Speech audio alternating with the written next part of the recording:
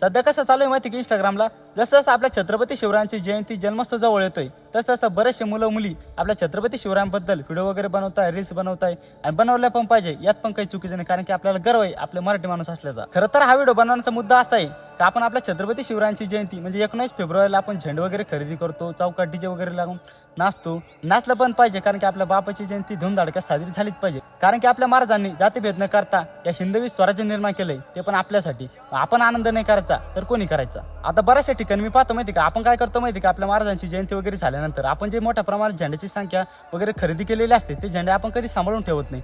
त्या बॅनरवर फोटो वगैरे लावलेला असतो आपल्या महाराजांसोबत, तर महाराजांचा फोटो कधी खाली येतो कधी पायाखाली येतो, पण या अशा गोष्टी ज्या आहे ना टाळात। कारण की तुम्हाला हात जोडून विनंती माहिती का, आपल्या महाराजांनी स्वतःचं रक्त सांडलं, 18 पगड जातीच्या मावळ्यांनी महाराजांसाठी रक्त सांडलं, ह्या हिंदवी स्वराज्यासाठी रक्त सांडलं, तर आपण अशा चुका टाळाव्यात। काय माहिती का, आपल्याला ना 19 फेब्रुवारीला डीजे वगैरे लावून फक्त नाचून चालणार नाही माहिती का शिवभक्तांना। आपल्याला आपल्या महाराजांनी 350 वर्षापूर्वी दिलेले विचार आहे ना आज पण आपल्या सोबत घेऊन आपल्याला चालावं लागणार आहे। ही गोष्ट आपल्या प्रत्येक मराठी माणसांनी आज पण लक्षात ठेवायला पाहिजे। बाकी तुम्हाला शिवजन्मोत्सवाच्या शिवजयंतीच्या हार्दिक हार्दिक शुभेच्छा बरं का।